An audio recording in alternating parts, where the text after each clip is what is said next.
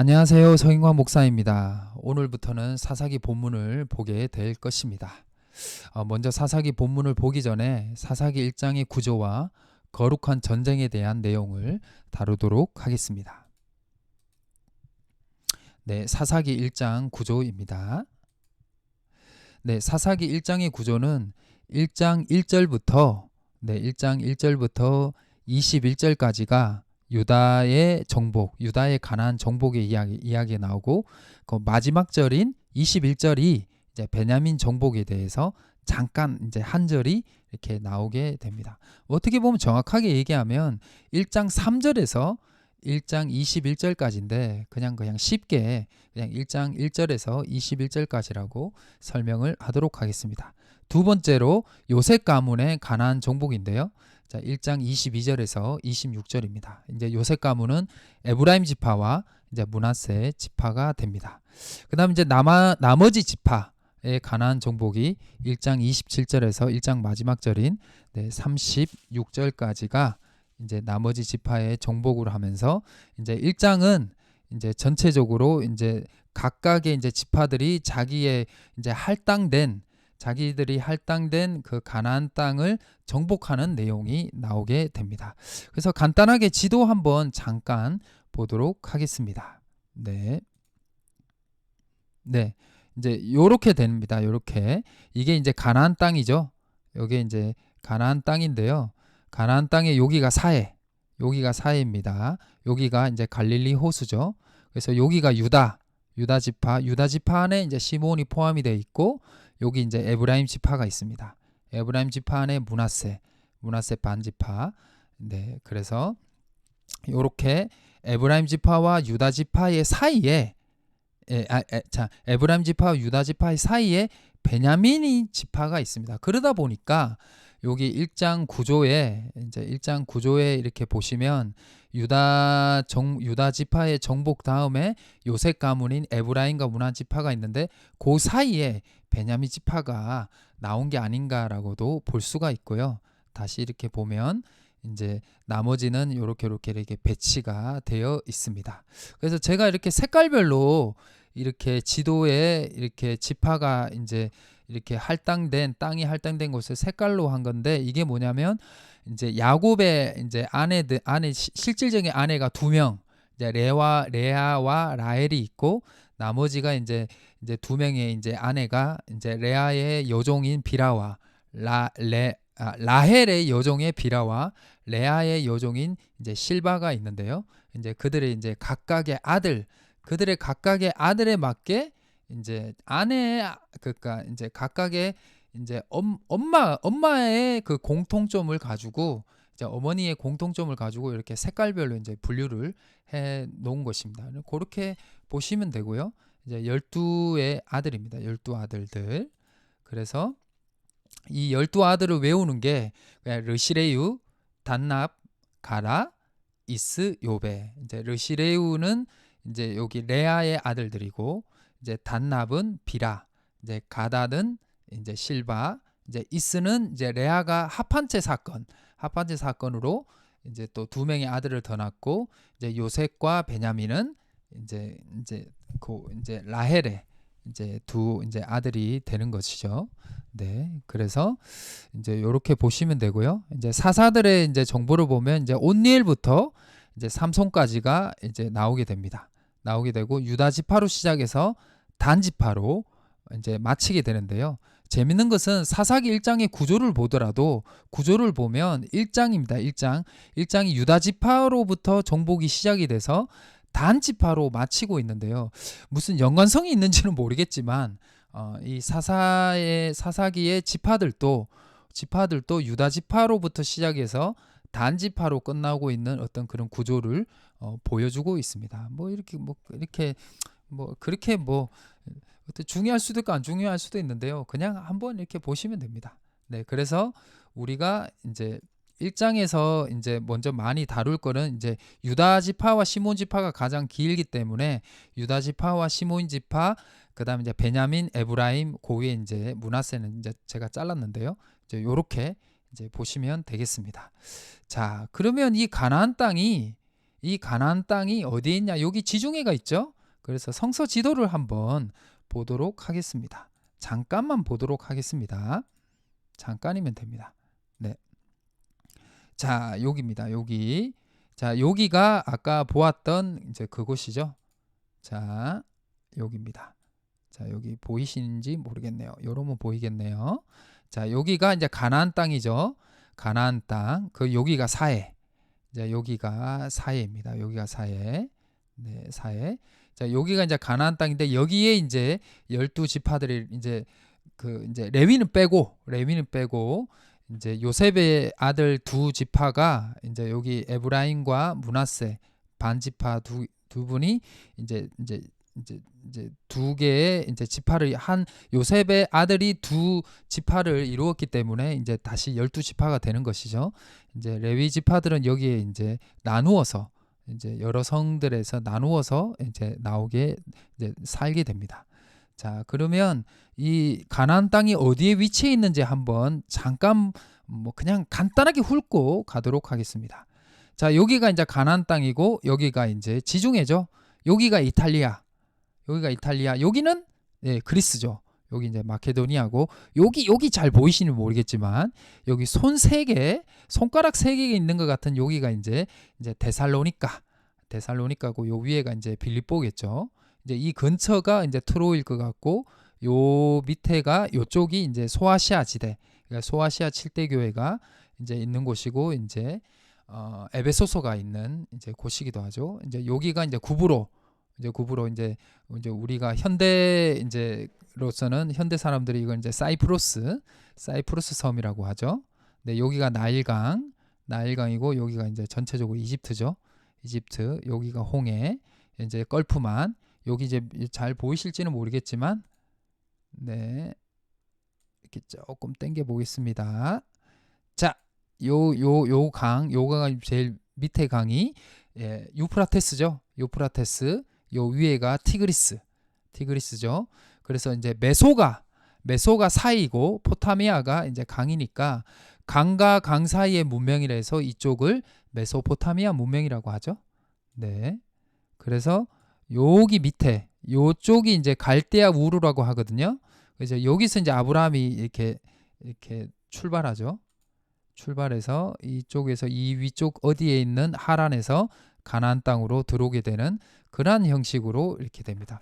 그래서 이제 성서의 어떤 지리적인 어떤 부분이 어디냐고 했을 때 여기 가나안 땅만 있는 것이 아니라 이쪽 지중해 지역과 이쪽을 고대 근동 지역이라고 하는데요.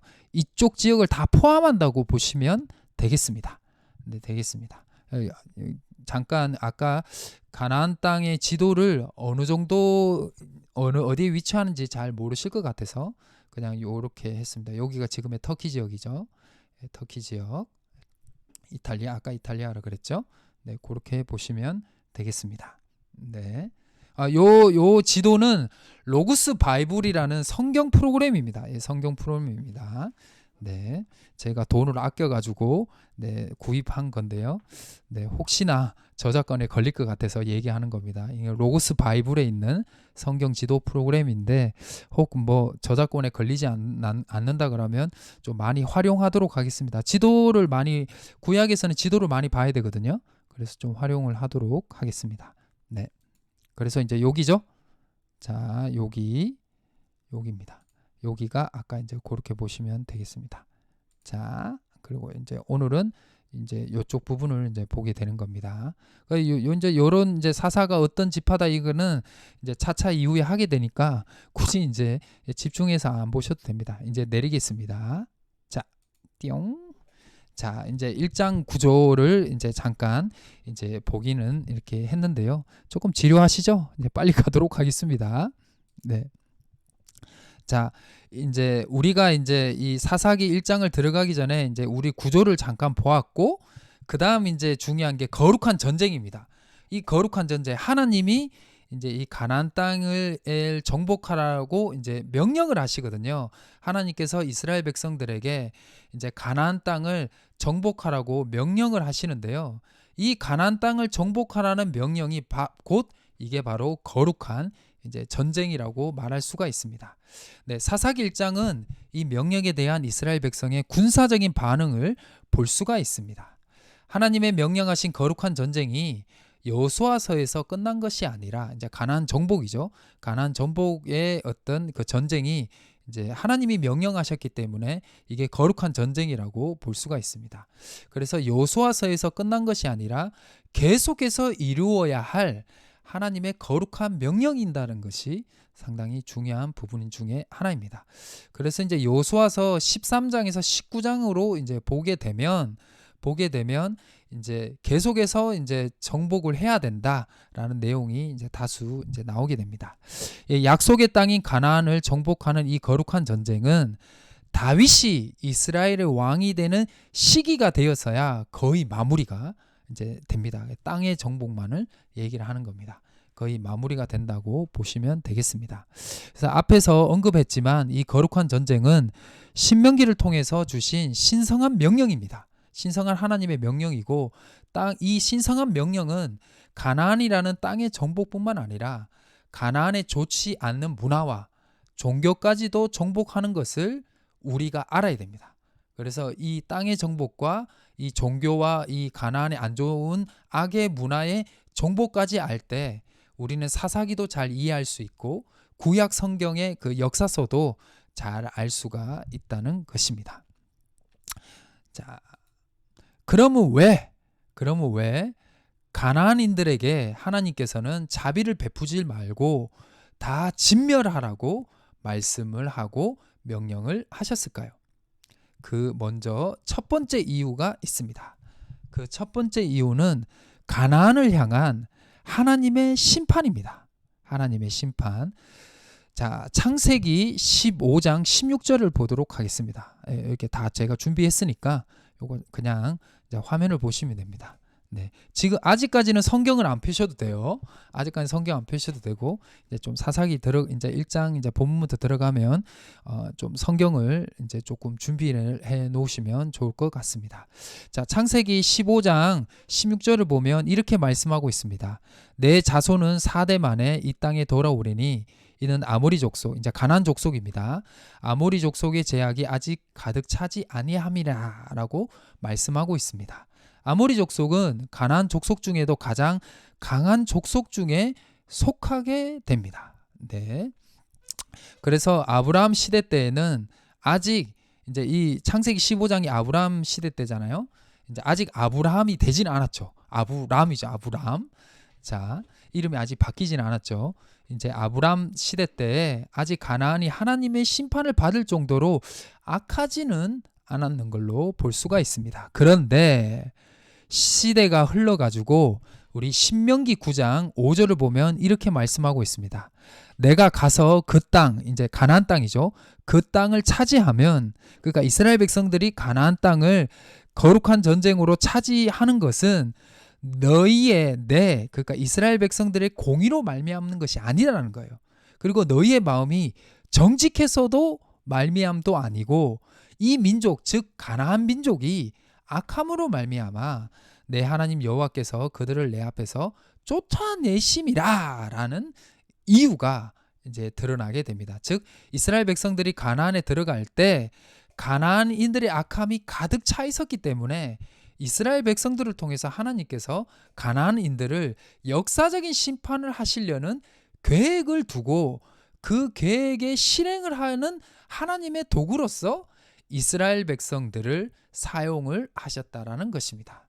네, 그러니까 자기 조상, 그러니까 아브라함에게 약속했던 그 약속의 땅인 가나안 땅에 들어가는 것도 되고, 그다음 또 뭐냐? 들어가는 동시에 그 가나안 땅의 악함 또한 심판하시겠다는 이런 어떤 꼭 먹고 알 먹는 그런 어떤 부분을 이제 또 한 가지에 두 가지를 실천하는 부분으로 볼 수가 있습니다. 그럼 가나안인들이 얼마나 악했는가? 얼마나 악했길래 그들이 심판을 받는가? 그것은 오늘 사사기 1장 7절에 아도니 베섹의 독백, 그 아도니 베섹을 이제 전쟁에서 싸워서 이기고 난 다음에 있었던 이야기가 오늘 이제 하게 될 건데 거기에서 나오게 되는데 이제 미리 이제 조금 보도록 하겠습니다. 사사기 1장 7절입니다. 아도니 베섹이 이르되 이제 유다와 시므온 지파가 연합을 해가지고 이 아도니 베섹과의 전쟁에서 이겨가지고 아도니 베섹을 포로로 잡은 거예요. 예, 잡고 난 다음에 이제 아도니 베섹이 자기 독백을 하는 거예요. 독백을 하는 건데 아도니 베섹이 이르되 옛적에 70명의 왕들이 그들의 엄지손가락과 엄지발가락, 네, 그들의 엄지손가락과 엄지발가락을 잘리고 내 상 아래에서 먹을 것을 줍더니라고 이제 자기가 독백을 하고 있는 거예요. 그러니까 얼마나 악합니까?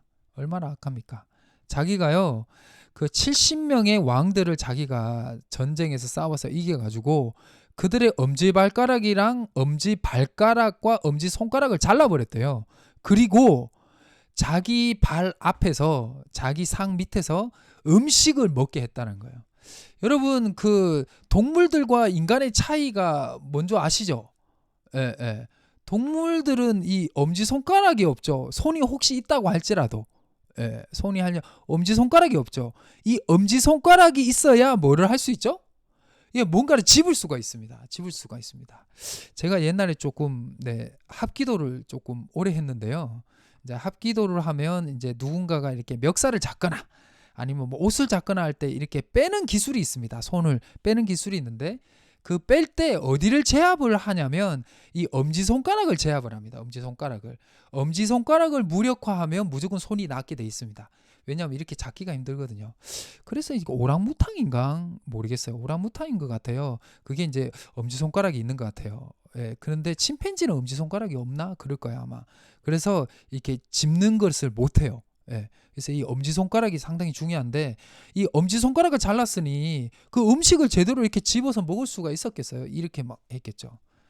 그러니까 상당히 어떤 이렇게 못되고 이렇게 상당히 악했습니다. 이 아도니 베섹이. 그런데 그 아도니 베섹이 자기가 했던 그대로 이제 받게 됐다는 거죠. 심판을 받게 됐는데 이제 그거는 이제 뒤에 가면서 하게 되는데 이렇게 아도니 베섹이 악했다라는 거예요. 네, 그만큼 이 아도니 베섹을 통해서 이 사사기 이제 1장 7절이 무엇을 얘기하냐면 이 가나안 땅이 그만큼 악했다라는 것을 보여주고 있는 것입니다. 아브라함의 시대가 이제 보통 학자들이 이제 주전 18세기라고 얘기를 하거든요. 그러니까 이제 주전 18세기니까 이제 1700년대. 그러니까 지금으로 따지면 지금이 2000년대니까 이제 지금은 주후잖아요. 그러니까 주후니까 주 2000년 플러스 이제 1700년도로 하면 지금으로부터 3700년 전입니다. 3700년 전이 이제 아브라함 시대 때인데요.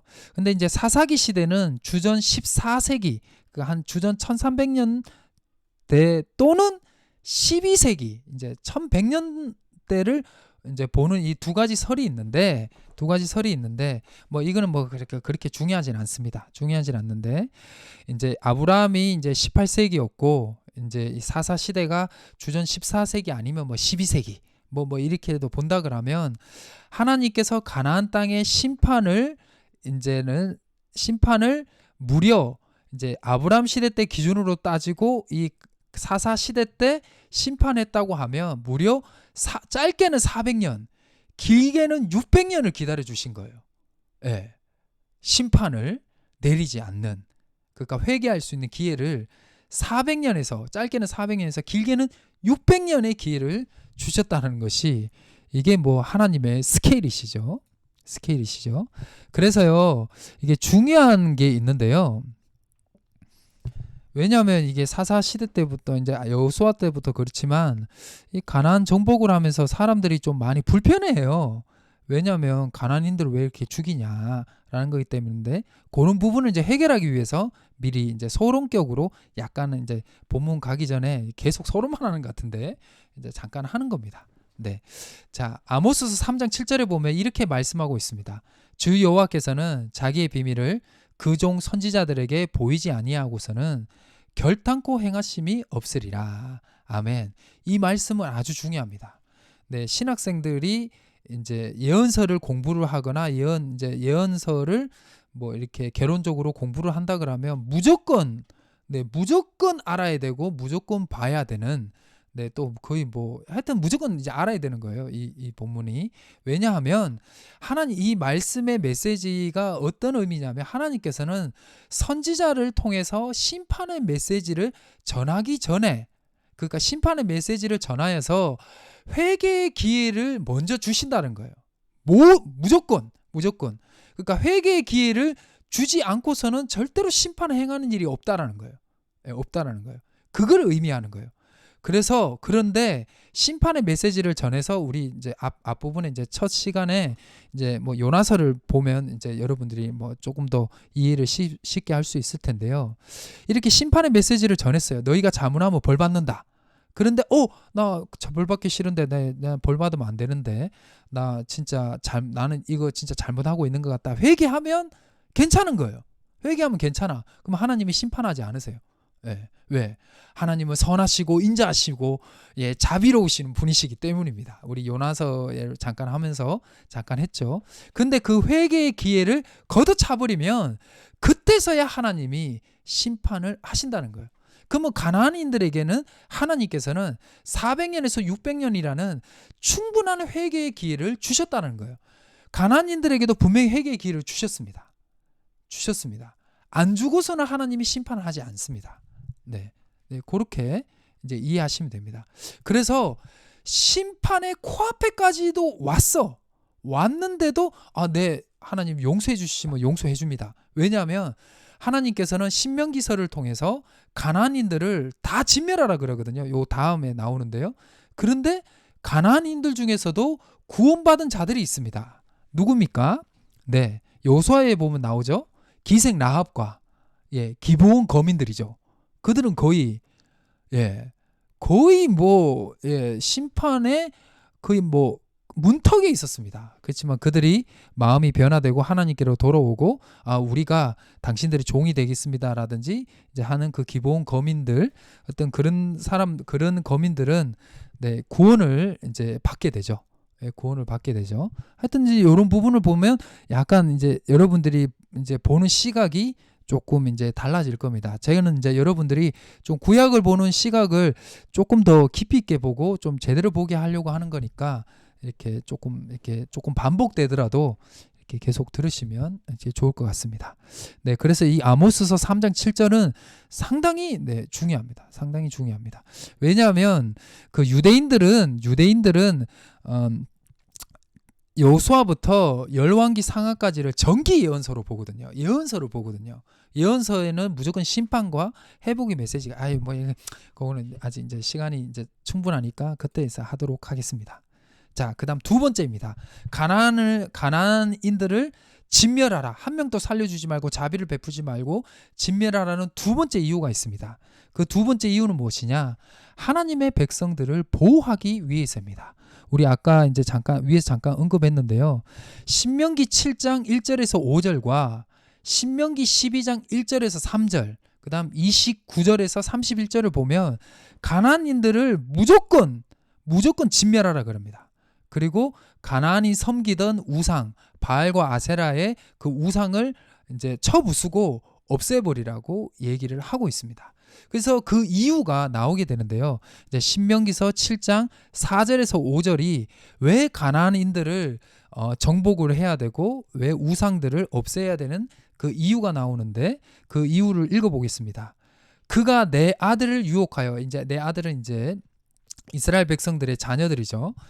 내 아들을 유혹하여 그가 여호와를 떠나고 다른 신들을 섬기게 하므로 여호와께서 너희에게 진노하사 갑자기 너희를 멸하실 것임이라. 그러니까 이제 이스라엘 백성들이 하나님을 떠나서 이제 하나님을 버려서 우상을 섬기게 되면 하나님이 이스라엘 백성들을 벌한다는 거예요. 이제 그거도 이제 중요하지만 그거보다 더 앞부분이 더 중요합니다. 유혹을 당하게 되어서 하나님을 떠나게 되기 때문에 그런 어떤 조금이라는 싹도 없애버리라는 거예요. 자, 그리고 이제 5절입니다. 그래서 그 우상들을 이제 없애라는 거죠. 조각 우셈이라 다 살아. 왜? 하나님의 백성들을 보호하기 위해서입니다. 가나안을 정복하고 가나안 사람과 종교를 진멸해야 되는 두 번째 이유는 이 악한 유혹에서부터 완전히 없애버리기 위한 이유이다라는 것입니다. 그래서 이제 가나안인들을 살려두고 가나안인들의 종교를 파괴하지 않으면 그들의 문화가 하나님의 백성들을 유혹해서 결국 하나님을 떠나게 된다는 것이죠.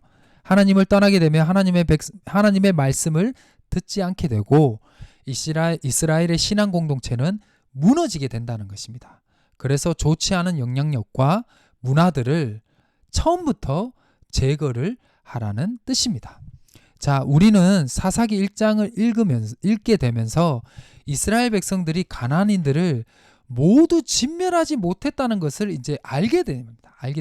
이제 알게 되고 이후 구약의 역사는 하나님의 백성들이 가나안의 종교를 선택을 하고 가나안 문화를 받아들임으로써 하나님과 멀어지는 상태가 되고 하나님은 그들을 다시 구하기 위해서 끊임없이 노력하시는 하나님의 열심을 찾게 되는 곳이 바로 구약의 역사서라고 보시면 되겠습니다. 그 이제 시작이 이제 어떤 여호수아부터 시작이 되지만 이제 사사기부터 그 시작을 이제 볼 수가 있습니다. 자, 본문으로 들어가기 전에 좀 서론이 조금 길었죠. 기본적으로 모세 오경을 안다면 솔직히 상관이 없는데요. 아까 뭐 아모스 이야기도 그렇고 뭐 신명기 이야기도 뭐 모세 오경을 하고 뭐 신명기서를 하면 다 설명을 하는 건데 그냥 먼저 사사기를 조금 더 잘 이해하고 그 다음이 중요합니다. 많은 사람들이 질문을 합니다. 왜 무죄한 가나안인들이 죽어야 되냐? 실제로 보면 가나안인들은 무죄하지는 않죠. 근데 뭐 아이들도 있고 여인들도 있고 어떤 그런 부분들이 조금 있는 것 같아요. 그리고 왜 가나안인들을 무차별 죽여야 되냐? 그리고 전쟁과 폭력은 나쁜 것이지 않느냐? 그리고 요즘 세상에 포스트 모더니즘 세상에 종교적 관용이 있어야 되는 것이 아니냐 등의 현대적인 시점과 관점에서 성경을 해석하면 반드시 오류가 나게 됩니다. 그래서 이 현대적 시점에서 성경을 이렇게 해석하는 것이 아니라 성경 시대에 먼저 있었던 그 상황을 먼저 해석을 하고 그 다음에 우리의 시점에서 보자는 것입니다. 네, 그렇게 성경 해석의 오류를 피하기 위해서 부득이하게 설명하게 되었음을 이해해 주시면 감사하겠습니다. 그래서 제가 시간이 되면요, 제가 다시 이제 신명기서를 좀 보고 있는데요. 신명기에 대한 강의를 하나 올릴까 합니다. 그래서 올리게 되면 이번 주에 조금 작업을 해가지고 그럼 2개를 만들어야 되는데요. 이번 주에 작업을 해서 한 다음 주쯤에 한번 올릴 생각인데요. 뭐 신명기서를 다 다루는 게 아니라 신명기에서 가장 하나의 장만 딱 설명을 할 거예요. 하나의 장. 이것만 알면 된다라는 장이 있는데요. 딱 이제 그 장을 할 거니까 뭐 이렇게 길지는 않을 것 같은데요. 뭐 다음 주에 한 유튜브에서 제가 요게 이제 서기관 TV로 제가 이렇게 이름을 정했거든요. 네, 그 서기관 TV를 이제 유튜브에서 검색을 하시면 네, 우리가 볼 수가 있게 될 것입니다. 혹시 이제 스마트폰을 보실 때 조금 화면이 조금 화질이 좋지 않으면 스마트폰을 딱 보시면요. 그 위에 보시면 이렇게 이제 톱니바퀴 모양이 있어요. 톱니바퀴 모양을 딱 클릭을 하시면 거기 보면 화질 선택이 있습니다. 360이 되어 있다면 720으로 바꾸시면 좀 더 나은 화질과 음량을 들을 수 있을 것 같습니다. 자, 이제 본문으로 한번 들어가 보도록 하겠습니다. 자, 사사기 1장 1절에서 2절입니다. 누가 먼저 올라가야 하나요? 먼저 한번 끊고 갈까요? 한번 끊고 가겠습니다. 그러면 네, 올리는 거는 이번에 2개 다 올려드리겠습니다. 네.